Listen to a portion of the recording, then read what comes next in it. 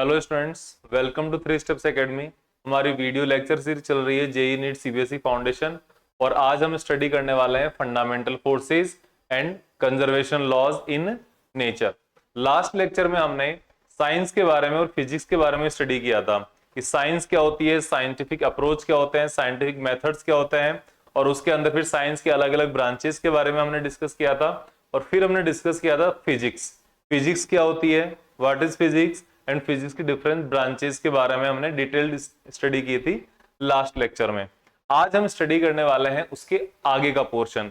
Physics के अंदर हम कौन कौन से मोड्स को यूज करते हैं, किस प्रकार से हम स्टडी करते हैं, कौन सी चीजें फिजिक्स के अंदर इंपॉर्टेंट है, फिजिक्स का हमारी लाइफ में क्या इंपॉर्टेंस है, इसका स्कोप कहां तक है और इसके एक्साइटमेंट क्या क्या है, ये सब चीजें हम आज डिस्कस करेंगे हमारे लेक्चर में।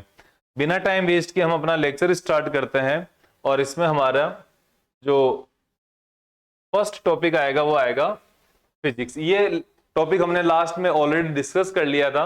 फिजिक्स को हम दो पार्ट में डिवाइड करते हैं, एक क्लासिकल फिजिक्स जो मैक्रोस्कोपिक लेवल पे जितनी चीजें उनके अंदर काम करती है और दूसरा है मॉडर्न फिजिक्स जो क्वांटम मैकेनिक्स में बोलते हैं और ये माइक्रोस्कोपिक लेवल पे काम करती है, जो बहुत छोटे पार्टिकल्स होते हैं छोटे लेवल पे। अगर हम माइक्रोस्कोपिक लेवल पे बात करें तो कौन सी काम करती है, मॉडर्न फिजिक्स या क्वांटम मैकेनिक्स। ठीक है, इसके अंदर जो क्लासिकल फिजिक्स है इसके अंदर मेन जो ब्रांच है वो है मैकेनिक्स, जो मोशन के बारे में स्टडी करते हैं, मोशन, फोर्स, एक्सेलरेशन, वेलोसिटी, इनके बारे में। फिर ऑप्टिक्स जो लाइट के फिनोमिना, ऑप्टिकल डिवाइसेस, इनके बारे में स्टडी करते हैं। Thermodynamics, heat, temperature, heat transfer, इनके बारे में डिस्कस करते हैं।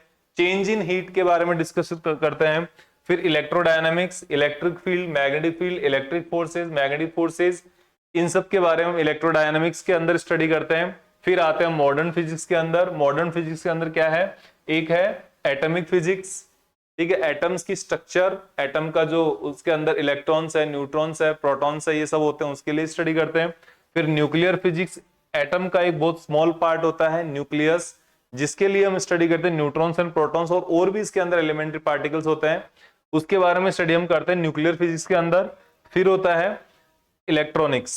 इलेक्ट्रॉनिक्स हमारा ये भी एक नया मॉडर्न ब्रांच है फिजिक्स की, जिसके अंदर हम इलेक्ट्रॉनिक सर्किट, जो आप मोबाइल, कंप्यूटर, इनके बारे में जहां पे ये जो जिन चीजों से बने होते हैं वो इलेक्ट्रॉनिक सर्किट से बने होते हैं। ठीक है, इतनी फास्ट कैलकुलेशन है, आपकी जो डिजिटल कैमरा आते हैं, आपके जो ये कैलकुलेटर आते हैं, ये सारी चीजें इलेक्ट्रॉनिक्स के अंदर आती है। फिर है रिलेटिविटी क्या है, ये मॉडर्न फिजिक्स का पार्ट ही है, लेकिन इसको मॉडर्न क्वांटम मैकेनिक्स काम नहीं आती, इसमें थ्योरी ऑफ इनवेरियंस काम आता है। थ्योरी ऑफ इनवेरियंस स्टडी करते हैं, अगर कोई मूविंग ऑब्जेक्ट है एक्सेलरेशन के साथ, अगर वो फ्रेम के अंदर भी मूव कर रहा है, फ्रेम भी अगर मूव कर रहा है तो उसका क्या चेंजेस आएंगे, उसके बारे में हम यहाँ पर डिस्कस करते हैं। अभी इतना समझ में नहीं आएगा, जब आप ग्रेजुएशन में जाओगे, 12th के बाद का पार्ट है ये, तो इसको हम यहाँ पे डिस्कशन नहीं करेंगे। ठीक है, तो लेकिन ये भी फिजिक्स का पार्ट है, फिजिक्स की एक ब्रांच हो गई आजकल ये। ठीक है, फिर computer science is also branch of science और फिजिक्स, आप ये कह सकते हो, तो उसको भी हम अलग से स्टडी करते हैं। ठीक है, अब हम बात करते हैं आगे। देखो, ये जो ब्रांचेस का क्लासिफिकेशन है मैंने आपको एक मोटे तौर पे बताया है, इसके अंदर और अगर डीप में जाएंगे तो जितनी इंजीनियरिंग की ब्रांचेज है वो सारी भी फिजिक्स की ही ब्रांचेज निकल के आगे और स्पेशलाइजेशन के साथ आगे बढ़ती है। ठीक है, तो हम आज बात करते हैं इसके बाद में। इसमें जो फिजिक्स को जो हम स्टडी करते हैं, फिजिकल लॉज को जो हम स्टडी करते हैं, इसके फिनोमिना को जो स्टडी करते हैं, इसमें मेनली दो तरीके से मोड होते हैं, दो अलग अलग मोड होते हैं, जिसमें से पहला है यूनिफिकेशन। यूनिफिकेशन का मतलब यह हो गया कि आप किसी एक अलग अलग डिफरेंट फिनोमिना को आप स्टडी कर रहे हो, ऑब्जेक्ट को स्टडी कर रहे हो by using some few basic fundamental laws. ठीक है, आप बहुत सारी चीजों का स्टडी कर रहे हो और यूज क्या करो, किसी एक या दो लॉज को यूज कर रहे हो, तो आपके सामने हो जाता है यूनिफिकेशन। आप बहुत सारी छोटी छोटी चीजों को एक साथ बड़ी चीज में कंबाइन कर रहे हो, सिर्फ इतना मान लो। ठीक है, छोटे छोटे फिनोमिना है, उनको आप एक साथ किसी बड़े लॉ के अंदर बेसिक लॉ के अंदर आप उसको डिफाइन कर रहे हो, that is called unification, explaining large number of physical phenomena in terms of just few concept and laws. कुछ कॉन्सेप्ट्स के अंदर आप सब कुछ डिस्कस करने की कोशिश करते हो, ज्यादातर नंबर ऑफ फिनोमेना डिस्कस करने की कोशिश करते हो, उस मोड को हम क्या बोलते हैं, यूनिफिकेशन बोलते हैं। तो यूनिफिकेशन में कैसे हो गया, जैसे अब मैं आपको यहां पर बताऊं, ठीक है, एक आ गया प्लैनेटरी मोशन, ठीक है, फिर उसके बाद हम बात कर रहे हैं कि जो मून है, मून अपने अर्थ के अराउंड चक्कर लगा रहा है, तो मून की मोशन हो गई, ठीक है। फिर हमें पता है कि फ्री फॉल ऑफ बॉडी, जो बॉडी है, कोई भी ऑब्जेक्ट है, वो अर्थ सरफेस पर फ्री फॉल कर रहा है सरफेस की तरफ, ठीक है। फिर हम बात कर रहे हैं सैटेलाइट,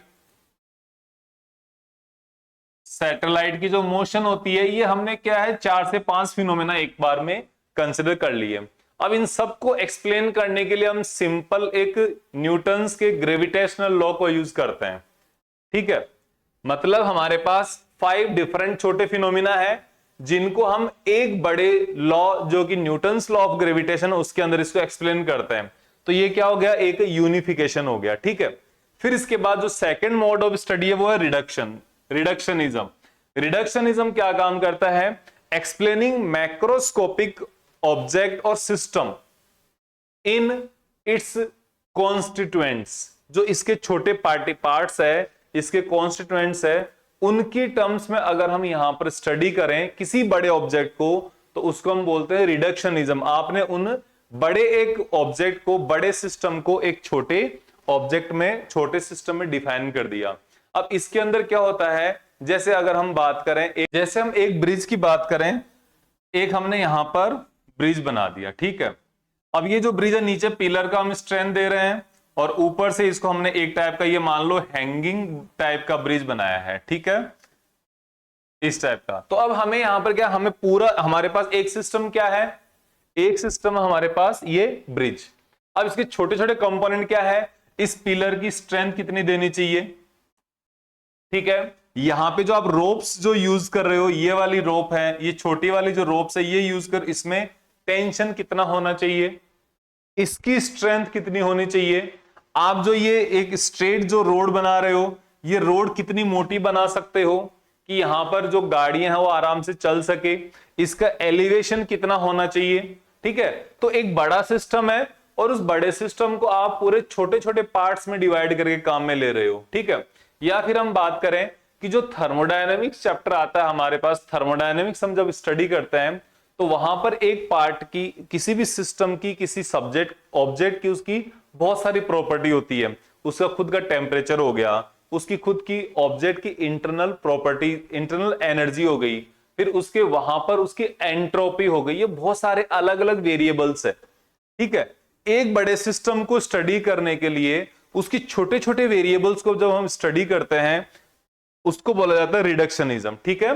बड़े पार्ट को, बड़े पोर्शन को उसके छोटे छोटे पार्टिकल्स करके, पार्ट्स करके हम स्टडी करते हैं, तो वो रिडक्शनिज्म। और अगर हम यहां पर छोटे छोटे पार्ट्स को एक साथ मिलाकर स्टडी करते हैं, वो क्या हो गया, यूनिफिकेशन। तो ये दोनों का आपको छोटा सा एक वाइफर्केशन मैंने आपको बताया है, ये आगे हम देखते हैं, ठीक है। इसके बाद है स्कोप ऑफ फिजिक्स। जो हम फिजिक्स पढ़ रहे हैं, इतनी इसकी तारीफ कर रहे हैं, इतना सब कुछ हम सोच रहे हैं, इसका स्कोप कितना है, इसकी पहुंच कहां तक है, ठीक है। तो ये एक बहुत ही इंटरेस्टिंग बात है, आपको देखकर ये हैरानी होगी कि हमारी लाइफ का हर एक पोर्शन जो है, हर एक पार्ट जो है, किसी ना किसी रूप में, किसी ना किसी फॉर्म में फिजिक्स के साथ कनेक्टेड है, ठीक है। हम सुबह जब उठते हैं तब से लेकर रात को सोने के लिए जितने भी हमारी फिजिकल एक्टिविटी है, वो सारी फिजिक्स के इर्द गिर्द ही, फिजिक्स के ही आसपास चलती है। अब आप बोलोगे कैसे, तो देखो मैं आपको सिंपल सी एक बात बता दूं कि जैसे मान लो हम कोई भी एक कहीं डॉक्टर के पास भी इलाज करवाने जाते हैं, ठीक है, तो वहां पर क्या होता है, वो जो डॉक्टर है वो आपके साथ सबसे पहले स्टेथोस्कोप से चेक करता है। तो वहां पर क्या है, रिफ्लेक्शन ऑफ साउंड होता है, ठीक है। हम कुछ भी, किसी भी चीज को देख रहे हैं, किसी की नजर कमजोर हुई, उसको चश्मा दिया जा रहा है, तो वहां पर क्या काम आ रही है, ऑप्टिक्स काम आ रही है। हम खाना बनाने के लिए कुछ भी बर्तन यूज कर रहे हैं, उसको हीट दे रहे हैं वहां पे, तो वहां पे क्या है, थर्मोडायनामिक्स का रोल है। ये अलग बात है, मैं हर बार कैलकुलेट करने की जरूरत नहीं पड़ती। हम किसी साधन से, ओके, एक जगह से दूसरी जगह पर ऑटो से, बस से, कार से, साइकिल से, स्कूटर से, मोटरसाइकिल से ट्रेवल करते हैं, वहां पर आपके लिए सबसे पहले आगे क्या आएगा, फिजिक्स के लॉज वहां पर आएंगे। ठीक है, ये मैंने आपको कुछ एग्जांपल्स बताए हैं। इसके अलावा जितने भी हमारे लाइफ के एस्पेक्ट्स है, यहां तक कि मैं आपको यहां पर पढ़ा रहा हूं तो कैमरा रिकॉर्डिंग कर रहा हूं, तो कैमरा भी क्या है, फिजिक्स की देन है। हम ये पेन से डिजिटल बोर्ड पे लिख रहे हैं, ये भी क्या है, फिजिक्स की देन है। मतलब फिजिक्स अपने आप को इंप्रूव करके टेक्नोलॉजी की मदद से हमें सब कुछ प्रोवाइड करवा रहा है। ठीक है, हम ये मान सकते हैं। तो इसलिए फिजिक्स का जो स्कोप है वो किसी भी तरीके से नकारा नहीं जा सकता। जैसे हम फिजिक्स की अलग अलग ब्रांचेस के बारे में स्टडी करते हैं, वह उसके साथ साथ आपको स्कोप के बारे में पता चलता है। ठीक है, खुद की मोशन हो गई, फोर्स, एक्सेलरेशन, इन सब के बारे में स्टडी कर लिया, वो हमारे काम आती है। ऑप्टिक्स हमारे काम आती है हर प्रकार से, थर्मोडायनेमिक्स काम आती है, इलेक्ट्रोडायनेमिक्स होती है, अट्रैक्शन रिपल्सन के जो फोर्सेज होते हैं वो हमारे हर जगह कहीं ना कहीं काम आते हैं। हम किसी चीज को देख पाते हैं, किसी फिनोमिना को हम देख नहीं पाते हैं। ठीक है, ये अलग चीज है, लेकिन इसका स्कोप ये है। फिर इसका स्कोप हम दूसरे तरीके से देख सकते हैं, इसकी रेंज कहां तक है। अगर मैं मास की रेंज देखूं, आप जो मास मेजर करते हो 50 केजी, 100 केजी, 200 केजी, 1 टन, इसको हम बात करें तो इसकी वैल्यू होती है 10 to the power minus 30 kg, जो कि क्या है, मास ऑफ इलेक्ट्रॉन होता है। यहां से लेकर 10 टू द पावर 55 केजी, जो कि क्या होता है, मास ऑफ यूनिवर्स। जो यूनिवर्स होता है ना, उसका मास होता है 10 टू द पावर 55 केजी। तो ये आप सोचो कितनी ज्यादा बड़ी रेंज है। अगर हम डिस्टेंस की बात करें, ठीक है, डिस्टेंस की बात करें, तो एक बहुत ही छोटा न्यूक्लियस जो होता है, न्यूक्लियस की डिस्टेंस होती है 10 to the power minus 15 metre. ये क्या हो गया, ये न्यूक्लियस हो गया। और इससे सबसे बड़ी जो रेंज है वो साइज ऑफ यूनिवर्स मान लें हम, 10 to the power 25 metre. 10 to the power 25 metre, ये बहुत बड़ी डिस्टेंस है, ध्यान रखना इसको। ठीक है, तो ये क्या है, इसका स्कोप है। हम टाइम की रेंज अगर सोचें तो टाइम की रेंज क्या होता है, 10 to the power minus 25 second. ये कौन सा डिस्टेंस है, ये डिस्टेंस है जब कोई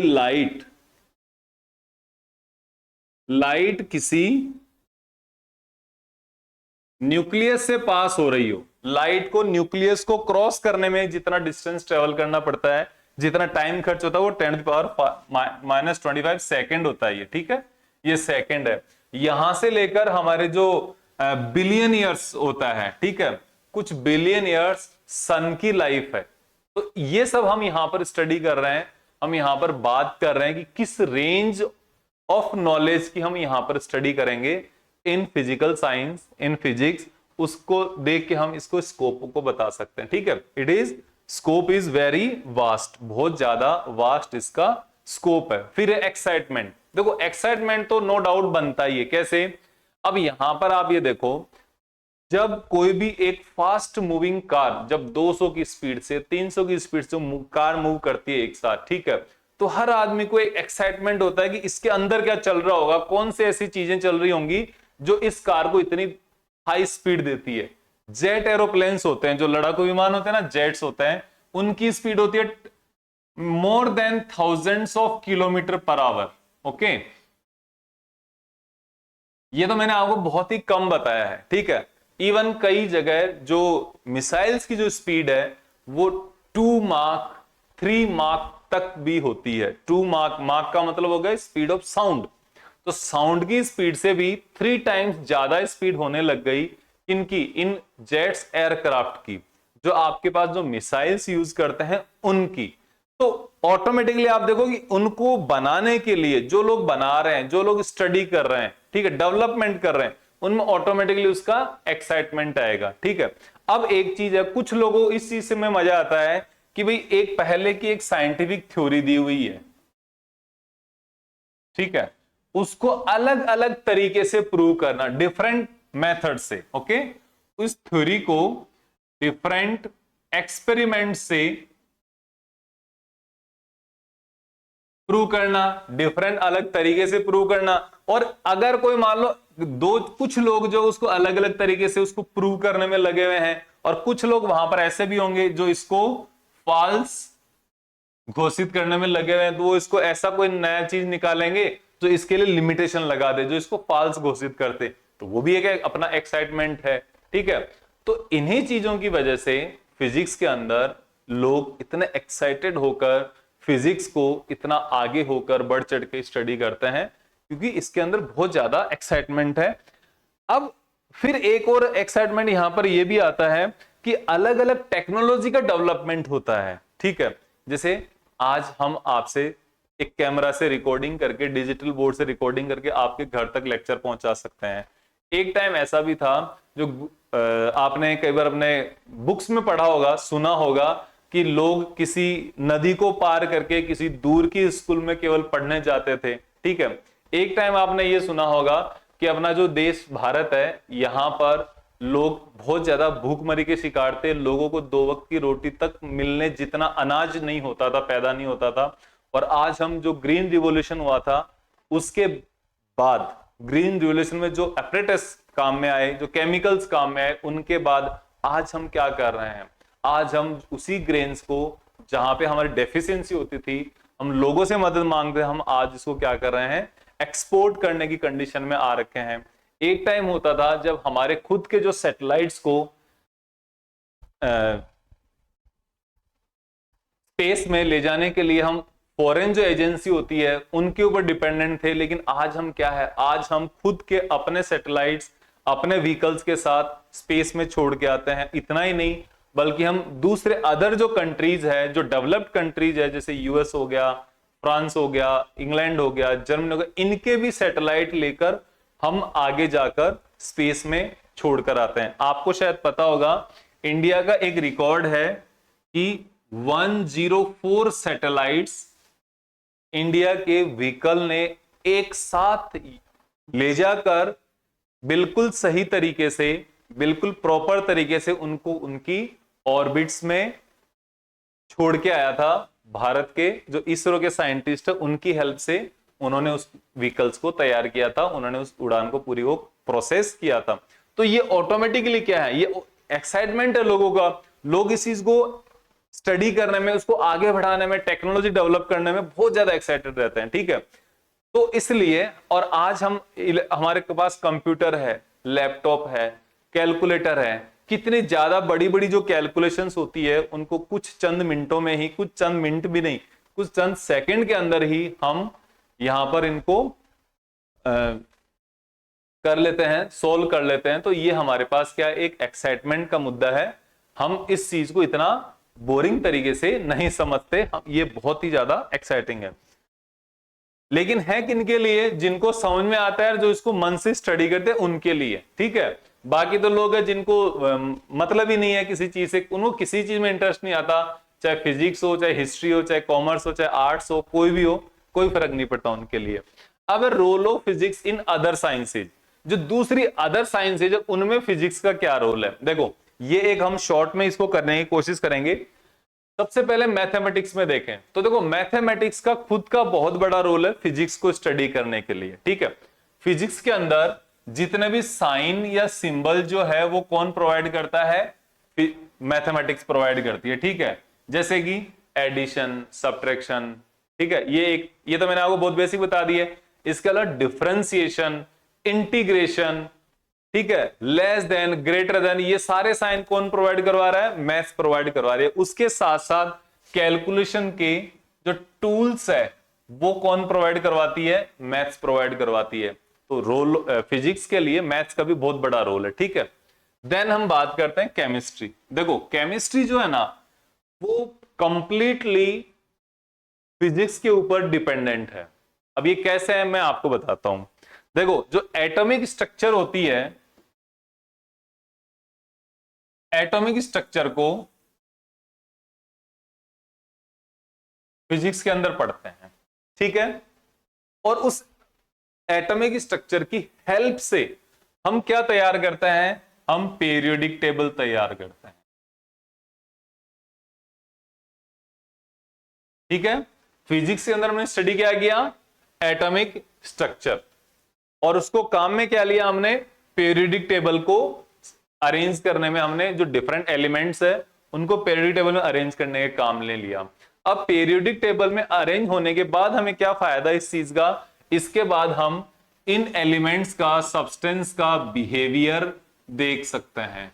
बिहेवियर देखने के साथ साथ इनकी जो केमिकल बॉन्डिंग है, ठीक है, क्या केमिकल बॉन्डिंग है, ये उनको स्टडी कर सकते हैं, केमिकली किस तरीके से वो बॉन्ड हो रहे हैं, ठीक है। फिर हम बात करते हैं एक्सरे। एक्सरे हम प्रोड्यूस करते हैं, स्टडी करते हैं किसमें, फिजिक्स में।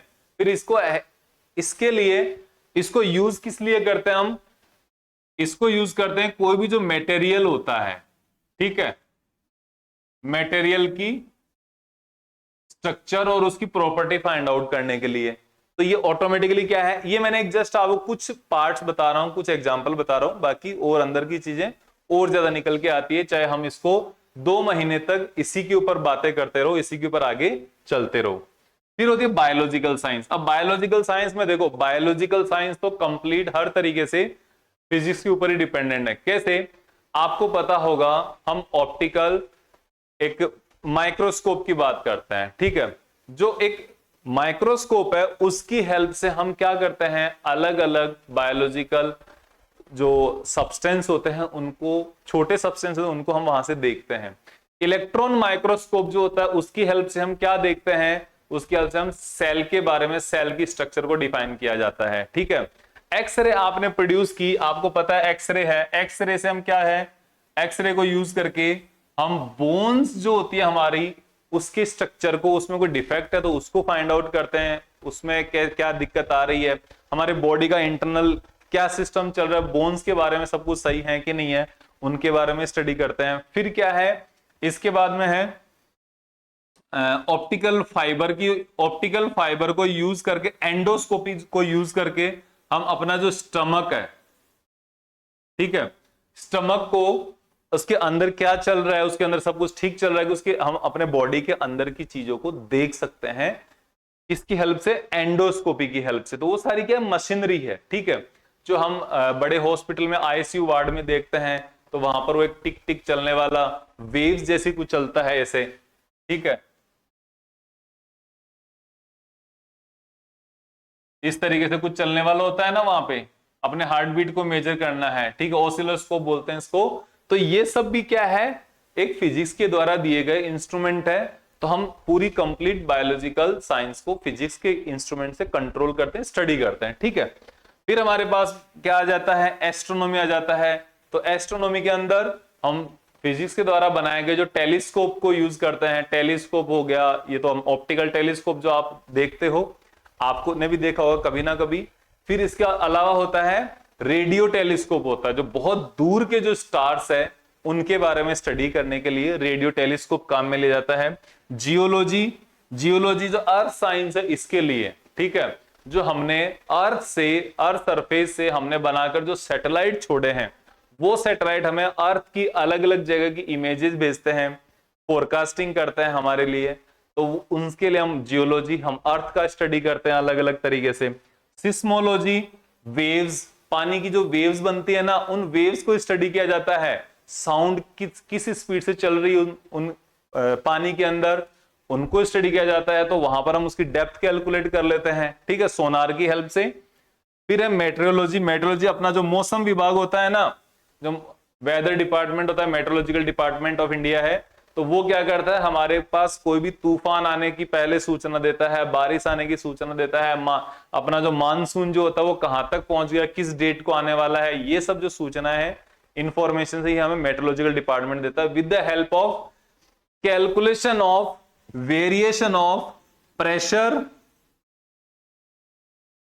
And temperature. अलग अलग जगह का प्रेशर, टेम्परेचर, हवा की स्पीड, डायरेक्शन, ये सब मेजर करके वो क्या करता है, हमें मौसम का वेदर का एडवांस में फोरकास्ट करता है, हमें अलर्ट करने की कोशिश करता है अधिकांश टाइम, और ये बहुत ज्यादा कारगर भी होता है, ठीक है। डिपेंड करता है कि हमारी कैलकुलेशन कितनी ज्यादा एक्यूरेट है, हमने जो डिवाइस बनाए कितने ज्यादा अच्छे बनाए, उनके ऊपर एक्यूरेसी डिपेंड करती है। किसकी एक्यूरेसी, आने वाले मौसम में, वेदर में परिवर्तन की एक्यूरेसी डिपेंड करते हैं इनके ऊपर। ठीक है, फिर आगे हम देखते हैं इसके बाद क्या। तो ये आपको मैंने role of physics in different sciences. अब हमारी सोसाइटी में क्या रोल है, ये जितने भी मैंने आपको बताया अभी, जितने भी अदर साइंसेज के बारे में रोल है वो किसको हो रहे हैं, उनका सबका फायदा हमें ही हो रहा है। तो वो सारा रोल हमारी सोसाइटी के लिए ही है। ठीक है, अब सोसाइटी का मैं आपको देखो सिंपल सा एक एग्जांपल बता दूं।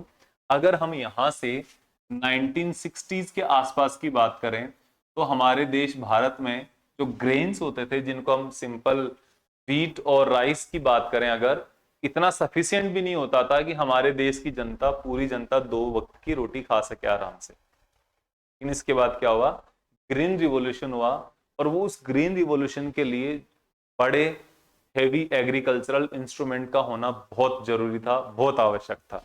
उसकी हेल्प से हमने क्या किया, हमारा जो प्रोडक्शन है, ग्रेन्स का जो प्रोडक्शन है, वो मल्टीपल टाइम, परसेंटेज में नहीं, मल्टीपल टाइम्स इंक्रीज हुआ। उसकी हेल्प से हम आज का दिन ऐसा है, हम जितना हमें रिक्वायरमेंट है हम उतना प्रोड्यूस कर रहे हैं, साथ में हम अपने भविष्य के लिए थोड़ा स्टॉक करके भी रखते हैं, और उसके साथ सरप्लस होने के बाद हम उन लोगों को, बाहर वाली कंट्रीज को, हम उनको एक्सपोर्ट भी करते हैं। ठीक है, ये हो गया हमारे पास एग्रीकल्चरल साइंस में।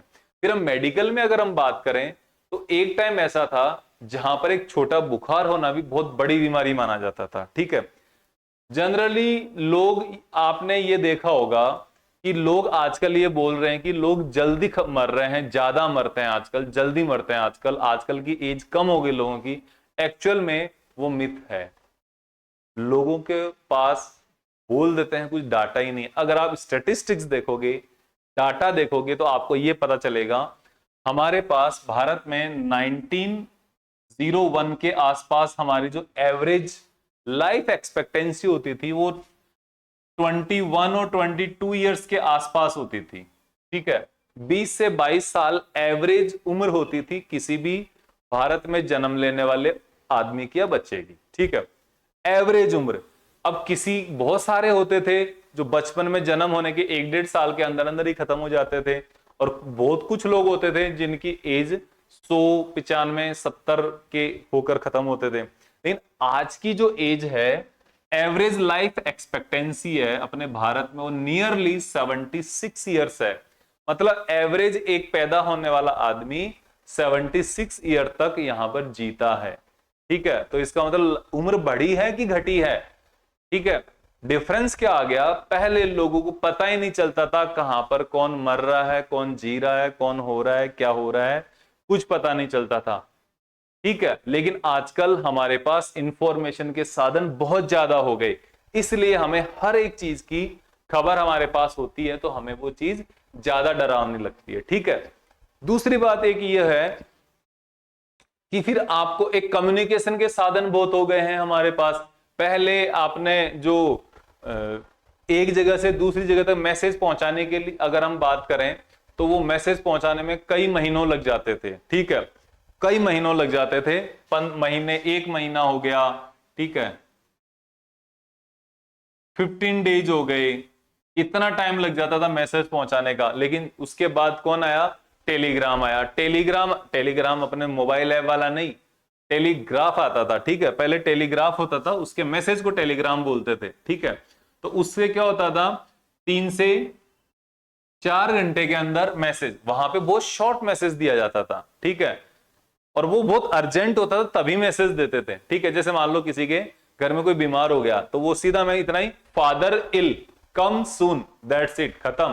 क्योंकि वहां पर word to word, even character to character खर्चा देना पड़ता था, इतना महंगा होता था वो। ठीक है, तो बहुत इंपॉर्टेंट और बहुत जरूरी मैसेज ही पहुंचते थे। लेकिन आजकल आप 1-1 घंटे तक, 2-2 घंटे तक आराम से बातें कर रहे हो ना फोन से।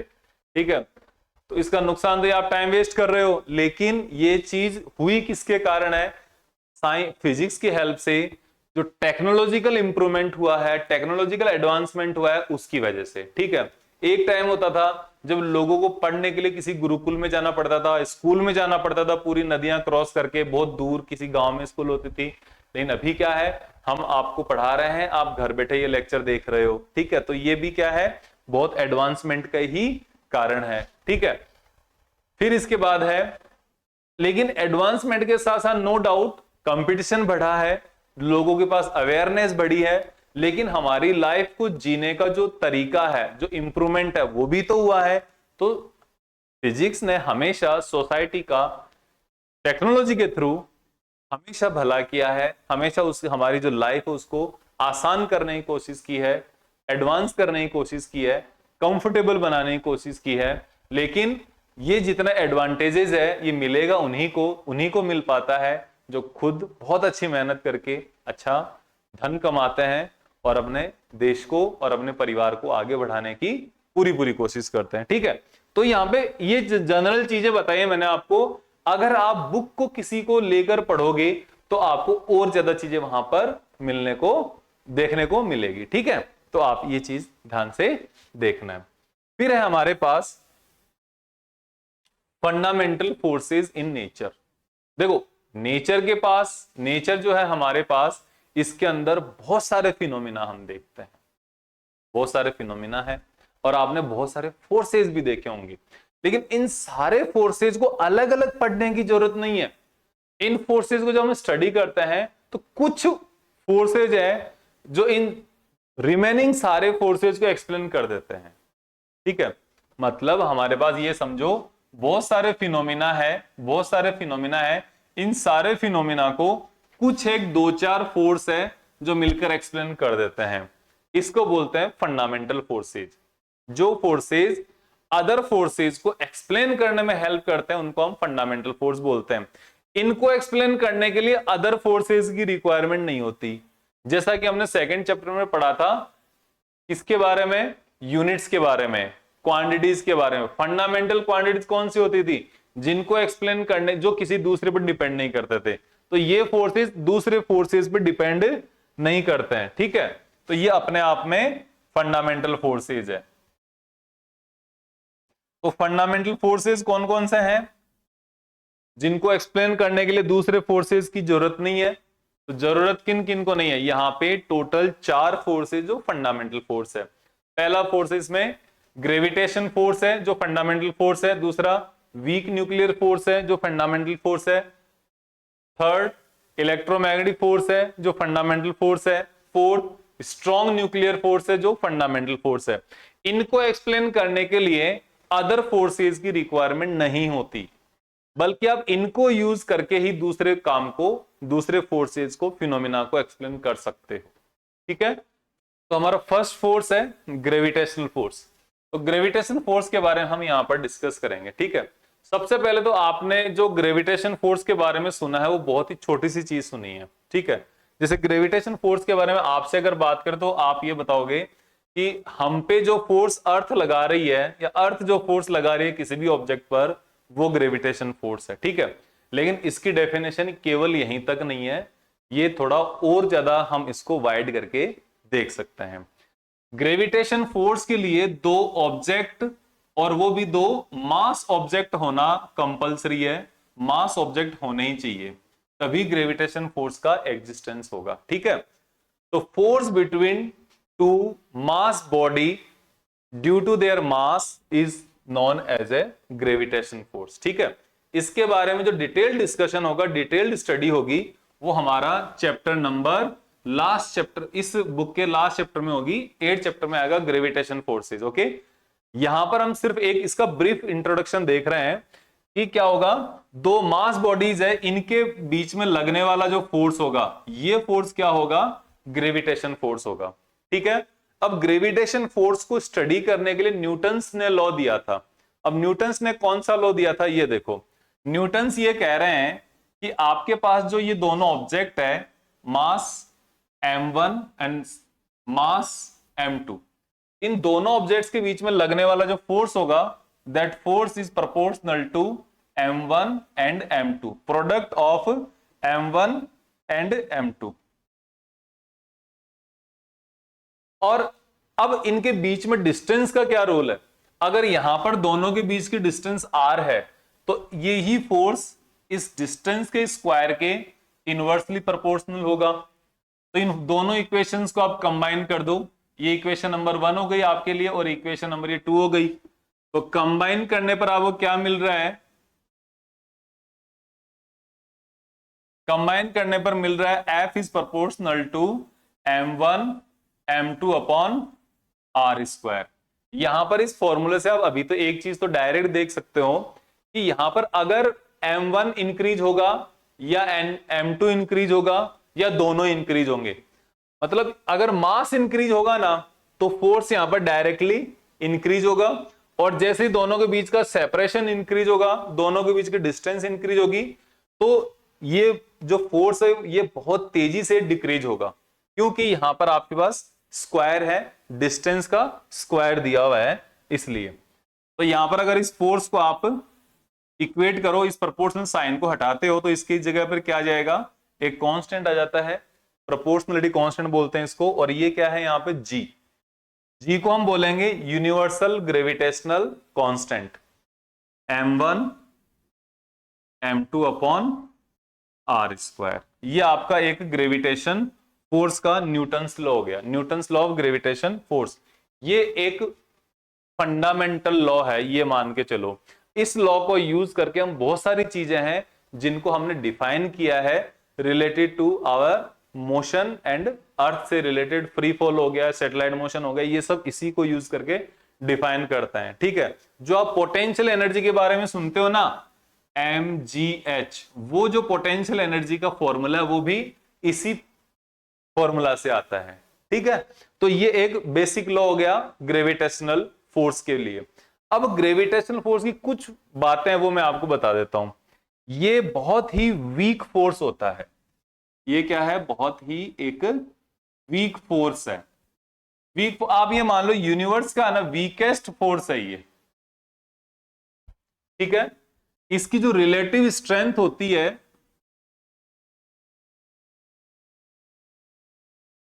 रिलेटिव स्ट्रेंथ का मैं यहां पे मतलब ले रहा हूं कि अदर फोर्सेस के साथ अगर हम कंपेयर करें तो इसकी रिलेटिव स्ट्रेंथ आप मान लो, कंसिडर कर लो 1। ठीक है, इसकी यदि कोई रेंज की अगर हम बात करें, कितने डिस्टेंस तक ये काम करेगा, कितने डिस्टेंस तक ये वर्क करेगा, तो इसकी डिस्टेंस हो जाएगी, रेंज हो जाएगी इंफिनिटी।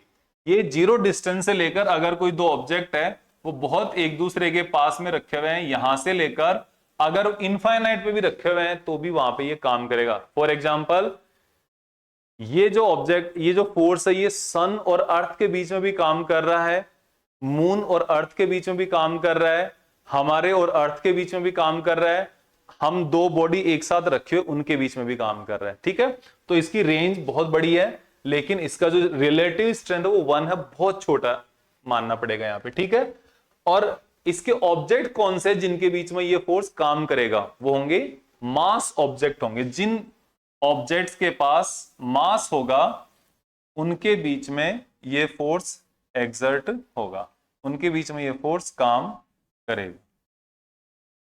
ठीक है, मास ऑब्जेक्ट्स के ऊपर काम करेगा ये। फिर इसके बाद हम आ जाते हैं हमारे नेक्स्ट फोर्स पे, वो है weak nuclear interaction. Weak nuclear interaction, देखो ये जो फोर्स है ना, ये जनरली आपको कहीं पर मिलेगा नहीं, ये हमारा यहीं पर स्टडी है, इसका यहीं पर डिस्कशन है, उसके बाद आगे कभी आपका कॉलेज वगैरह में आए तो आए, बीच में कभी नहीं आएगा। इसका मतलब यह है कि यहां पर आपने एटम के बारे में थोड़ा बहुत स्टडी किया होगा 10th क्लास में।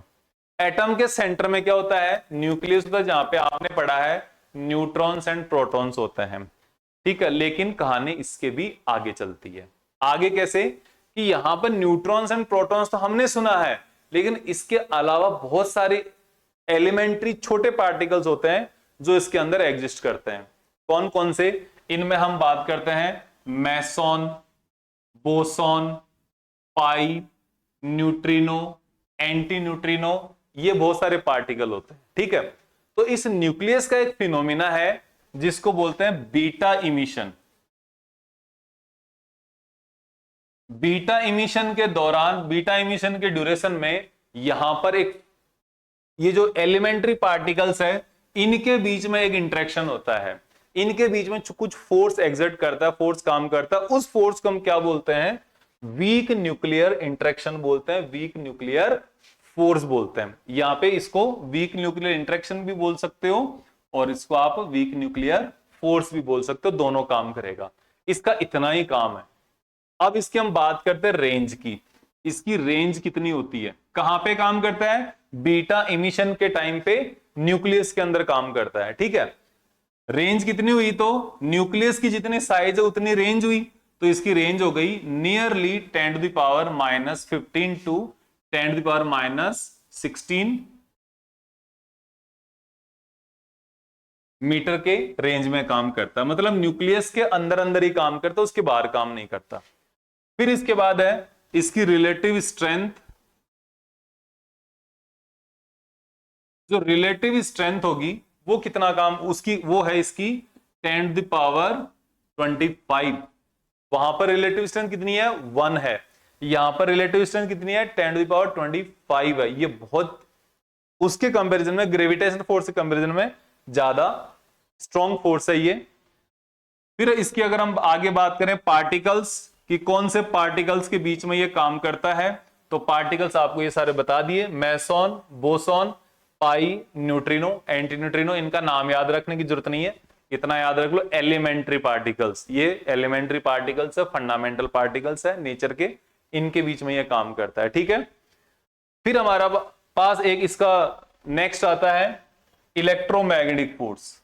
इलेक्ट्रोमैग्नेटिक फोर्स जो है ये आपका बहुत ही एक जनरल और सबसे ज्यादा हमारी लाइफ में काम आने वाला जो फोर्स है वो यही है, ठीक है। बहुत सारे फोर्सेज हैं जिनको एक्सप्लेन करने के लिए हमारे पास इलेक्ट्रोमैग्नेटिक फोर्स है। अब इसका जनरल मैं आपको कैसे बताऊं, 2 चार्ज पार्टिकल हो गए, 2 मैग्नेट्स हो गए, कोई मूविंग चार्ज पार्टिकल है, कोई मैग्नेट है, उनके बीच में लगने वाला फोर्स, ये सारे जो फोर्सेज ये कौन से हैं, इलेक्ट्रोमैग्नेटिक फोर्सेज है, ठीक है।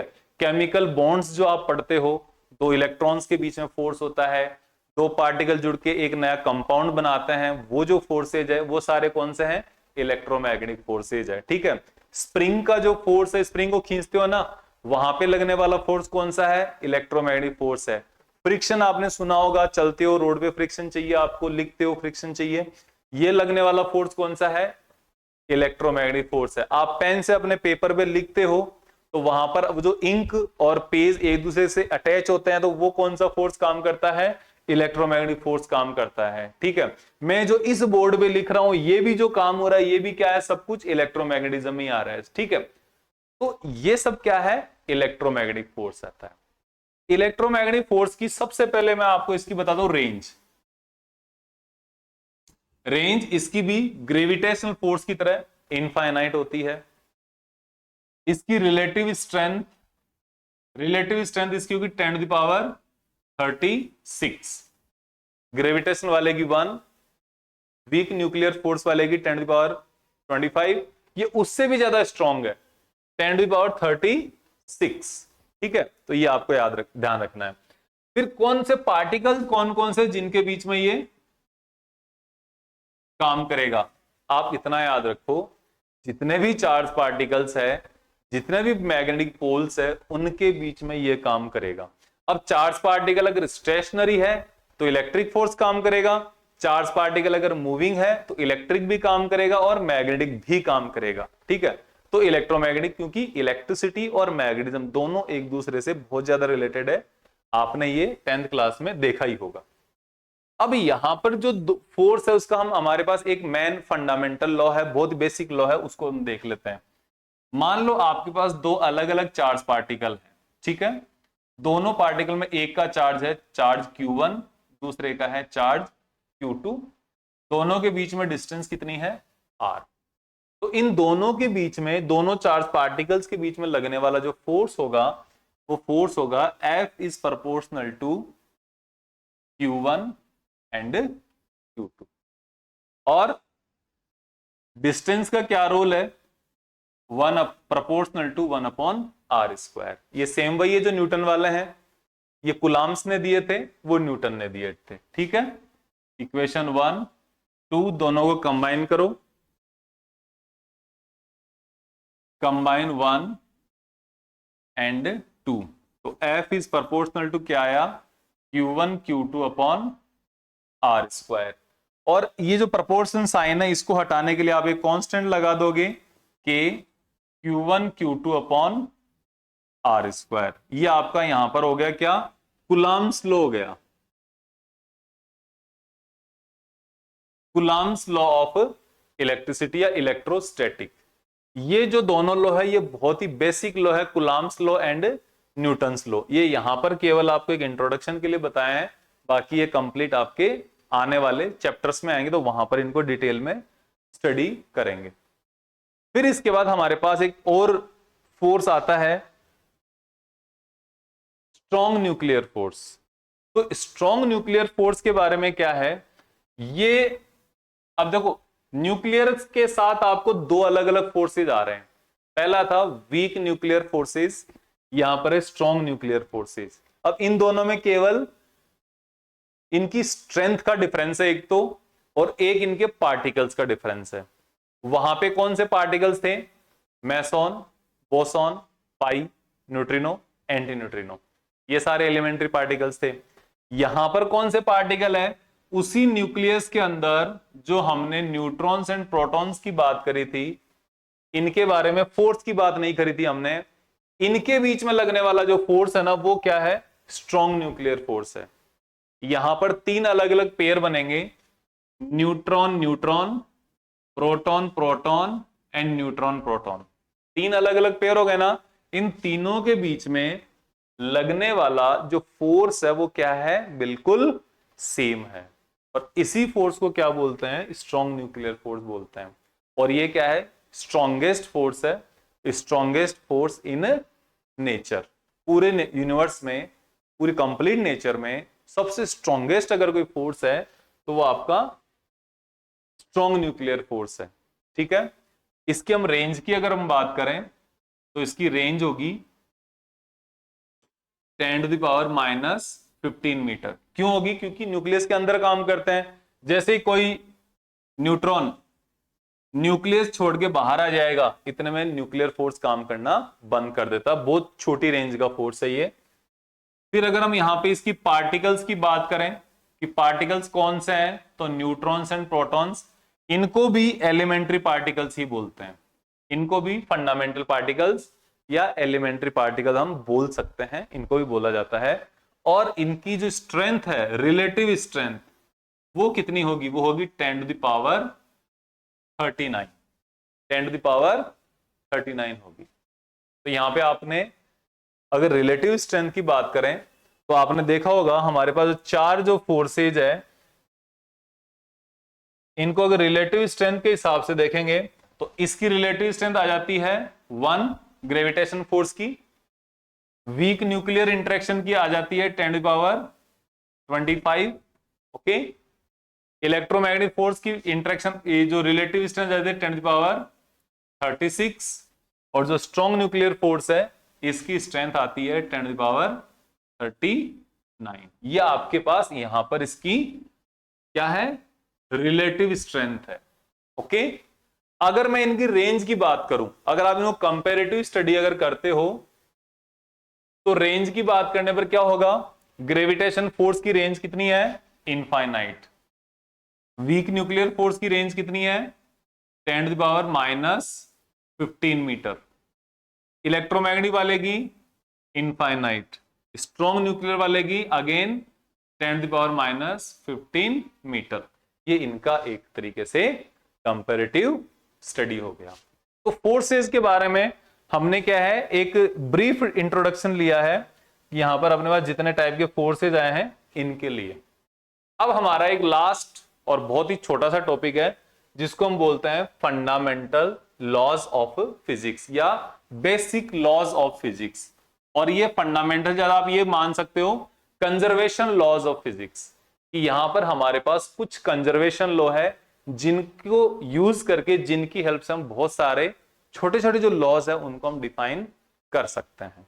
ठीक है, तो इनके लिए हम देखते हैं आगे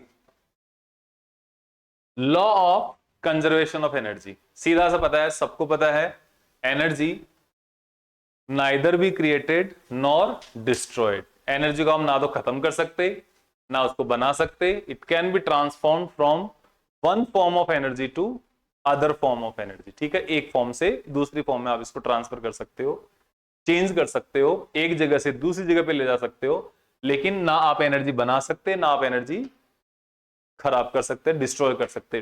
पूरी कंप्लीट यूनिवर्स की टोटल एनर्जी क्या है, कांस्टेंट है, सेम है, कंजर्व्ड है। फिर law of conservation of linear momentum. Linear momentum, momentum क्या होता है, मोमेंटम होता है P, P is equals to mass into velocity, ये आपने पढ़ा है।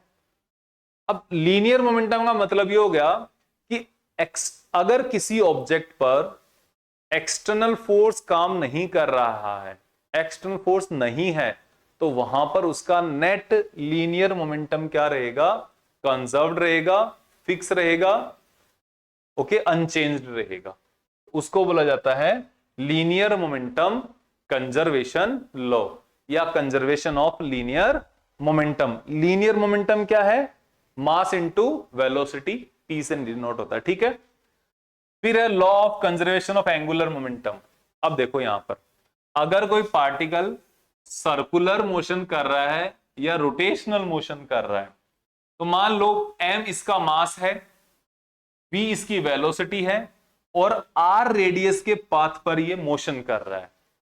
समझ में आ गया, r रेडियस का पाथ है, मास m है, v वेलोसिटी है, तो यहां पर एंगुलर मोमेंटम होगा L is equals to mv/r। ये मैंने आपको मोस्ट इजीएस्ट वे में बताया है, बाकी आगे जो डिस्कशन होगा वो देख लेंगे।